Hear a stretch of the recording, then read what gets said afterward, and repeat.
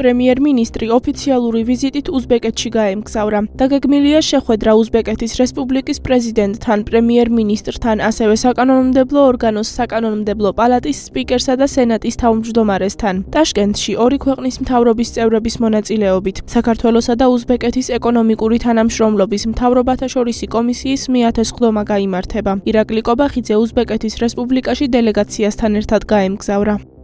ეს გვექონდა შეხვედრები პარლამენტში ორივე პალატის თავმჯდომარეებთან, ხვალ გაიმართება შეხვედრა პრეზიდენტთან, პრემიერ-მინისტრთან და გვექნება საუბარი, რა თქმა უნდა, თანამშრომლობის ყველა მიმართულებაზე. პოლიტიკური თანამშრომლობის კიდევ უფრო მეტად გაღრმავება არის მნიშვნელოვანი. ამასთან ერთად, რა თქმა უნდა, დიდ მნიშვნელობას ვანიჭებთ ეკონომიკური თანამშრომლობის განვითარებას, როგორც მოგეხსენებათ, ამ კუთხით პოტენციალი არის ძალიან დიდი. ჩვენი ერთ-ერთი მთავარი ამოცანა არის ჩვენი დამაკავშირებელი სატრანზიტო ფუნქციის განვითარება და ამ კუთხით, რა თქმა უნდა, ორივე ქვეყნისთვის არის საინტერესო ურთიერთთანამშრომლობა, არის ბევრი მიმართულებით თანამშრომლობის გაღრმავების პოტენციალი, მათ შორის სავაჭრო ურთიერთობების კუთხით, ინვესტიციების კუთხით, ყველა ამ თემაზე გვექნება საუბარი ჩვენს უზბეკ მეგობრებთან. ბატონო ირაკლი, ცენტრალური აზიის მეორე სახელმწიფოში იმყოფებით უკვე სტუმრად დაგეგმილი გაქვთ კიდევ ერთი. აი ეს ვიზიტები რამდენად ემსახურება იმას, რომ აბრეშუმის გზის დანიშნულება და ჩვენი როგორც შუა დერეფნის როლი კიდევ უფრო მეტად გაიზარდოს. რა თქმა უნდა, ეს არის ერთ-ერთი მთავარი ამოცანა, შუა დერეფნის განვითარება, ჩვენი დაკავშირებადობის ფუნქციის განვითარება და ამ კუთხით, რა თქმა უნდა, ზოგადად შუა აზიის ქვეყნებთან თანამშრომლობას, განსაკუთრებით კონკრეტულად უზბეკეთთან თანამშრომლობას აქვს ძალიან დიდი მნიშვნელობა. თქვენ მოგეხსენებათ, რომ ჩვენ მაქსიმალურად ვაფართოებთ ჩვენს ეკონომიკურ კავშირებს, გვაქვს თავისუფალი ვაჭრობის შეთანხმება გაფორმებული ძალიან ბევრ ქვეყანასთან. ეს ყველაფერი დაეხმარება, რა თქმა უნდა, ჩვენს ქვეყანას იმაში, რომ კიდევ უფრო მეტად განავითაროს საკუთარი ეკონომიკური შესაძლებლობები. თქვენ იცით, რომ გასული 4 წლის განმავლობაში ეკონომიკური ზრდის ტემპი გვაქვს ძალიან მაღალი, საშუალო ზრდა შეადგინა თითქმის 10% გასული 4 წლის მანძილზე. წლევანდელი წელიც დავიწყეთ ძალიან კარგად, იანვრის მაჩვენებელი იყო 11.1%.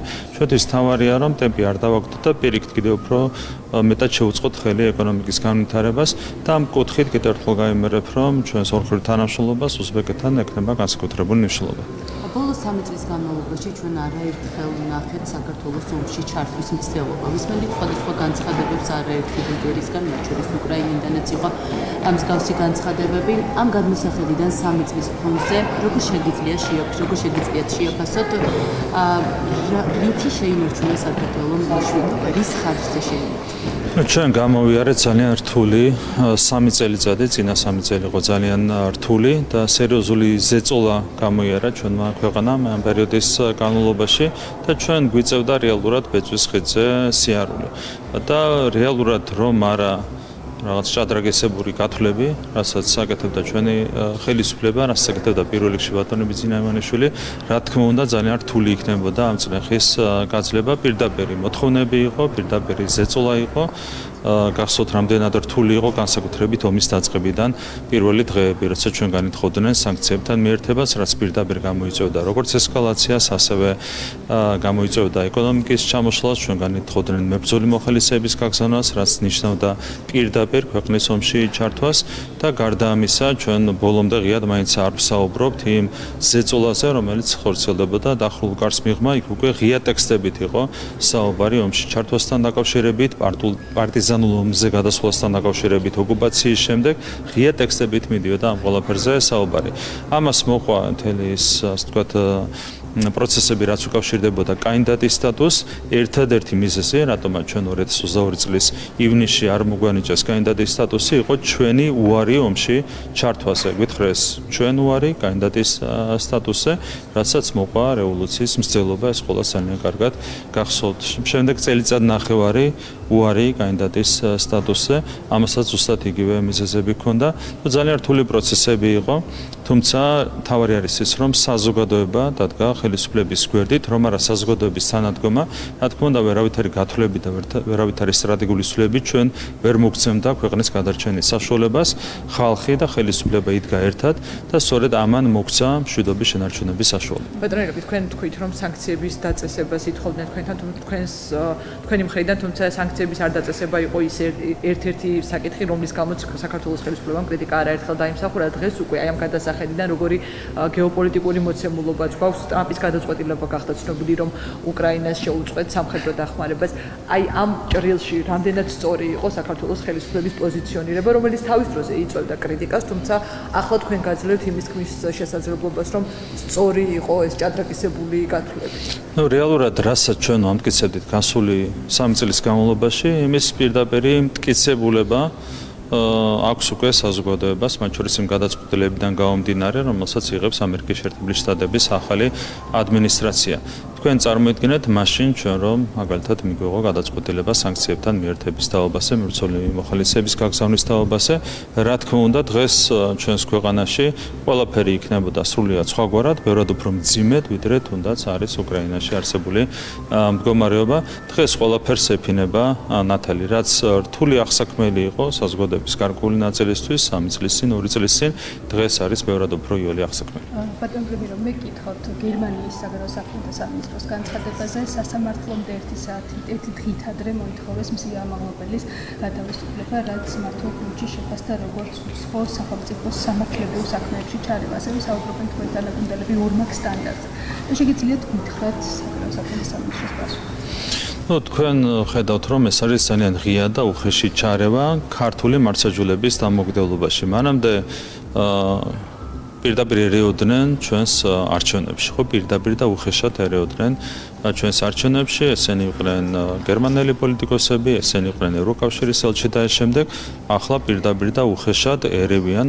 მართლმსაჯულების დამოუკიდებლობაში ეს არის აბსოლუტურად მიუღებელი მით უმეტეს რომ გერმანია ყოველთვის იყო ცნობილი განსაკუთრებული პატივისცემით სამართლის უზენაესობის პრინციპის მიმართ და სამართლებრივი სახელმწიფოს პრინციპის მიმართ გერმანიას უბრალოდ ვეღარ ვცნობთ აბსოლუტურად შეუძლებელია გერმანიის ცნობა ეს არის ის სახელმწიფო სადაც განსაკუთრებულად განვითარდა სამართლებრივი სახელმწიფოს იდეა და დღეს ეს იდეა არის თავიდან ბოლომდე ფეხქვეშ გათელილი გერმანელი ბიუროკრატების მხრიდან ეს არის ჩემთვის პირადად ძალიან დასანანი მოვლენა გამომდინარე იქიდან რომ მე მაქვს პირადად იურიდიული განათლება მიღებული სწორედ გერმანიაში და იქ როცა ვსწავლობდი სულ რაღაც 20 წლის წინ სრულიად სხვა რამეს მასწავლიდნენ და დღეს სრულიად სხვაგვარად მოქმედებენ გერმანელი ბიუროკრატები. ვფიქრობ რომ ახალი კანცლერის პირობებში შეიძლება დამოკიდებულებები და მიდგომები შეიცვალოს და ბალტიის პირელების თუ ამის იმედი დავიტოვოთ თუ ახალი კანცლერი იქნება დამოუკიდებელი deep state-ის გავლენებისგან, გლობალური ომის პარტიის გავლენებისგან,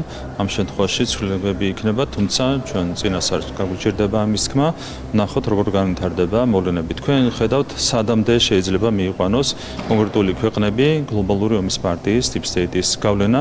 ეს ყველაზე კარგად ჩანს ბალტიისპირეთის ქვეყნების მაგალითზე, რომლებსაც საერთოდ აქვს დაკარგული სუვერენიტეტი და შესაბამისად საერთოდ აქვს დაკარგული ყოველგვარი პრინციპები, რაც არის ძალიან სამწუხარო ჩვენთვის გამომდინარე განსაკუთრებული დამოუკიდებულებიდან, რომელიც ჩვენს ქვეყანას აქვს ესტონელი ხალხის მიმართ, ლატვიელი ხალხის მიმართ და ლიტველი ხალხის მიმართ. და აი ამ სახელმწიფოებმა ნახავდით ალბათ გააფართოეს რეჟიმი სანქციების გადაადგილებაზე შეზღუდვის, როგორ ფიქრობთ, კიდევ უფრო მეტი ადამიანი მოიცვა ქვეყნების შესვლაზე აკრძალვამ სადამდე შეიძლება მივიდეს ეს პროცესი და როგორ წარმოგიდგენიათ თქვენ ამ მოთხოვნას რომ ცალმხრივი მეგობრობის რეჟიმში რჩებით ამ სახელმწიფოებთან მაგრამ როგორ ნუ ეს აბსოლუტურად არასერიოზულია რასაც კონკრეტული ქვეყნების ხელისუფლებები აკეთებენ ჩვენ აქ მართლა გვიწევს ერთმანეთსგან გამიჯნოთ ხალხი და ხელისუფლება. ნუ რა თქმა უნდა ეს ხელისუფლებები არის ხალხის მიერ არჩეული, მაგრამ კიდევ ერთხელ უნდა ვთქვათ ის რომ ეს ხელისუფლებები განიცდიან პირდაპირ გავლენას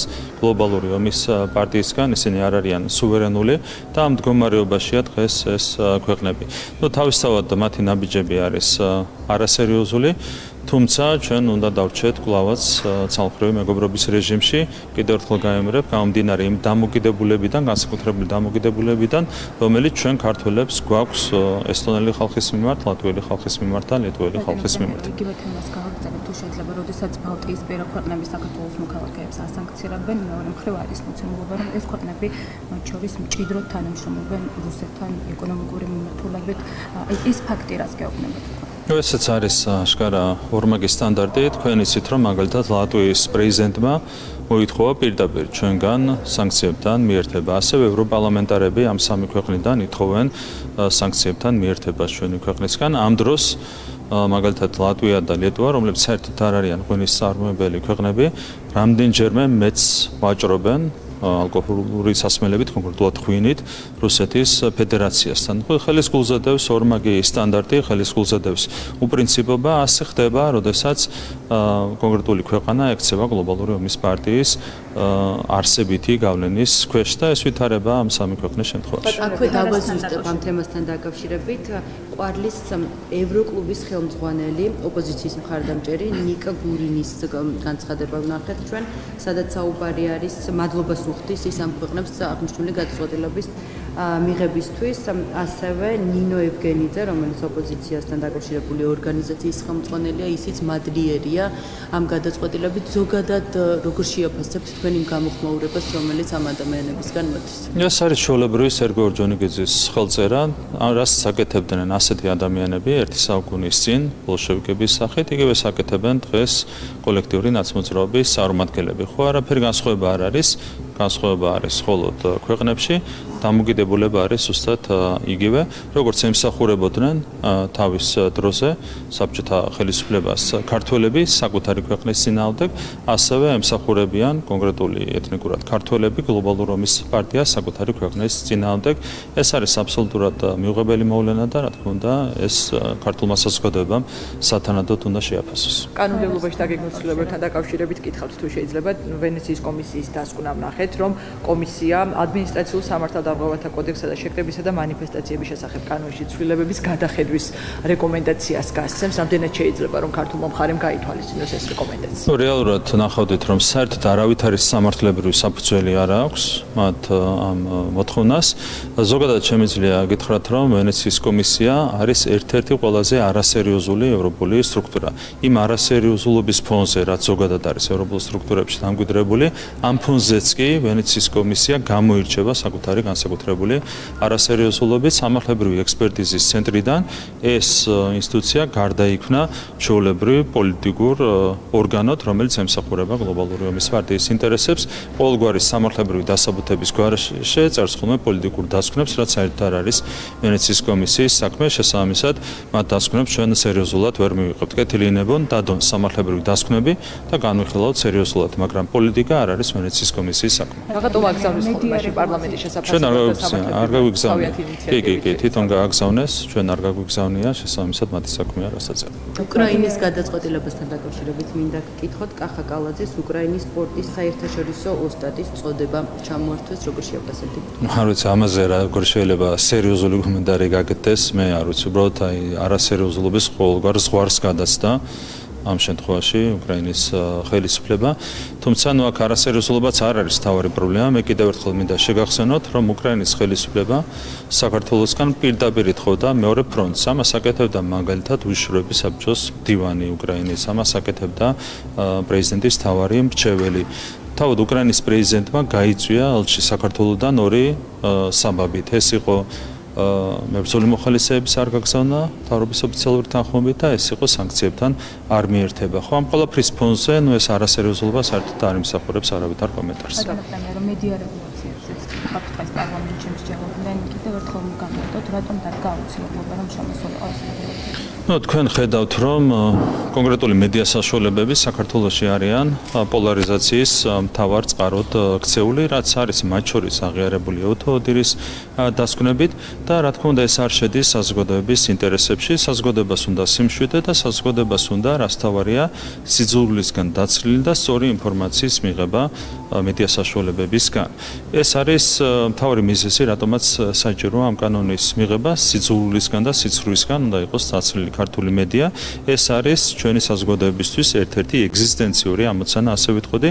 თავიდან ბოლომდე ხელოვნურად თავსმოხვეულია ეს სიძულვილი და სიცრუე, რასაც ხედავთ ჩვენს ქვეყანაში და საზოგადოებაში. ამ მეთოდებს იყენებენ კონკრეტული ძალები ჩვენი საზოგადოების წინააღმდეგ და ჩვენი ქვეყნის წინააღმდეგ. რა თქმა უნდა, იმისათვის რომ ასეთი რამ დასრულდეს, ან მინიმუმ შეიზღუდოს, საჭიროა შესაბამისი კანონების მიღება. ბატონო ერგელი, ალბათ დარწმუნებული ხართ, რომ ამ გადაწყვეტილებას და ამ კანონების მიღებას აუცილებლად მოყვება კრიტიკაც მათ შორის, ან შიშები და ვარაუდები თუ ეჭვები, რომ ხელისუფლება ამ კანონებს იყენებს დამოუკიდებელი ობიექტური თავისუფალი მედიის შესაზღუდად.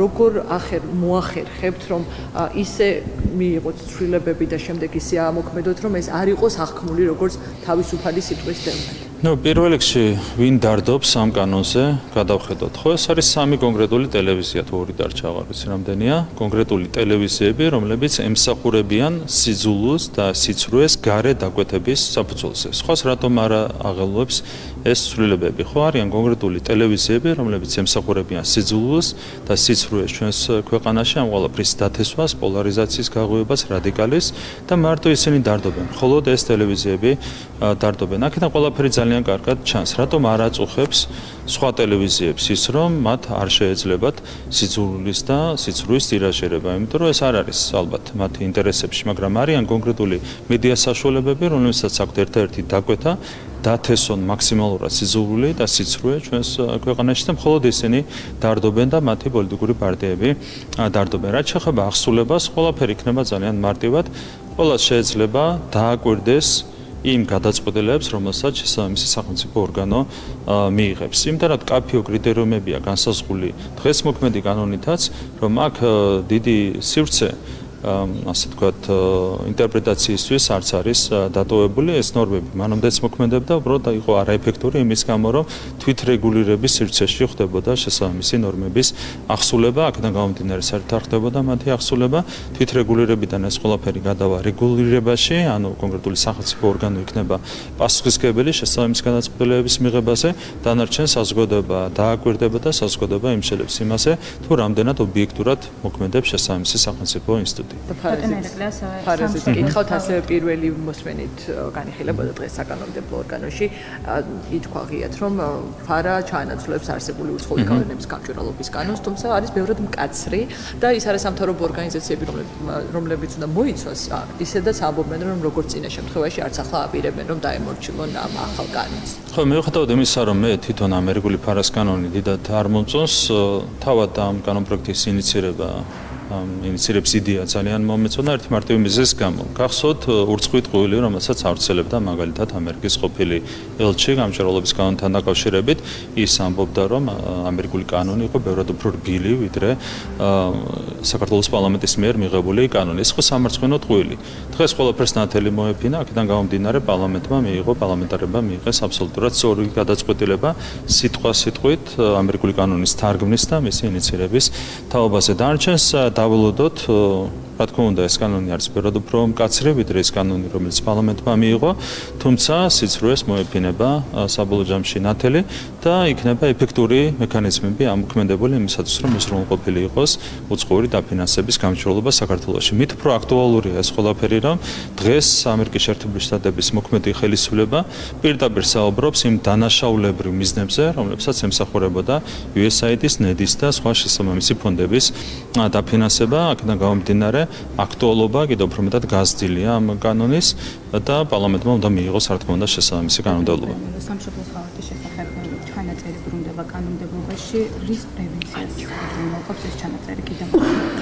კიდევ ერთხელ ისტორია რომ გავიხსენოთ, ომის დაწყებამდე, ვიდრე სააკაშვილის რეჟიმი ომს დაიწყებდა ერთი თვით ადრე, დაინიციირეს შესაბამისი კანონპროექტი საქართველოს პარლამენტში და ომის დაწყებიდან დაახლოებით ერთ თვეში მიიღეს კანონი, რომელიც ითვალისწინებდა სისხლის სამართლის კოდექსიდან ღალატის შესახებ ჩანაწერის ამოღებას. ანუ კონკრეტულ ძალებს ჰქონდათ დაგეგმილი ღალატი, ეს ღალატი ჩაიდინეს და ამისათვის ამოიღეს ღალატის შესახებ მუხლი, სხვადასხვა არა მარტო სისხლის სამართლის კოდექსიდან, არამედ საქართველოს კონსტიტუციიდანაც კი.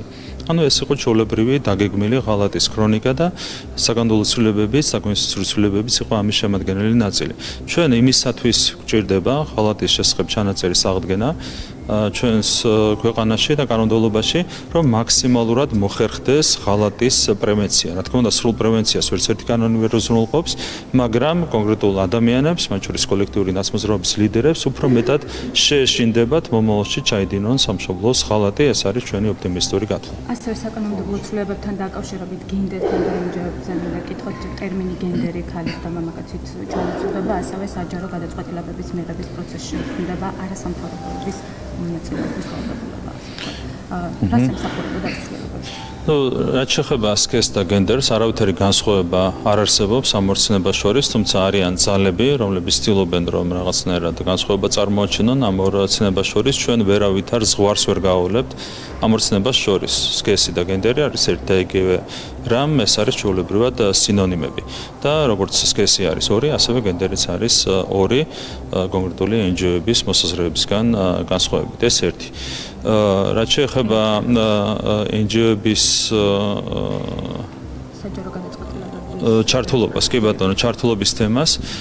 ეს არის მნიშვნელოვანი საკითხი, თქვენ იცით, რომ იყო თავსმოხვეული მოვლენა, როდესაც საჯარო ხელისუფლების მიერ გადაწყვეტილების მიღებაში პირდაპირ იყვნენ ჩართული არასამთავრობო ორგანიზაციები. არასამთავრობო ორგანიზაციას იმიტომ ქვია არასამთავრობო ორგანიზაცია, რომ ის საზოგადოების გადმოსახედიდან აქტიურობს და არ არის ჩართული უშუალოდ გადაწყვეტილების მიღებაში ხელისუფლების მხრიდან. აქ იყო ჩვეულებრივად აღრეული ეს პროცესები, შესაბამისად ჩვენ ვაწესრიგებთ ლოგიკიდან გამომდინარე ამ ურთიერთობებს საზოგადოებრივი ორგანიზაცია უნდა დარჩეს საზოგადოებრივი ორგანიზაციად და სახელმწიფოებრივი გადაწყვეტილებები უნდა მიიღონ სახელმწიფო ორგანოებმა. ეს არის უმარტივესი სამართლებრივი ლოგიკა, რომელსაც დაეფუძნა ამ კანონის მიღება. მადლობა.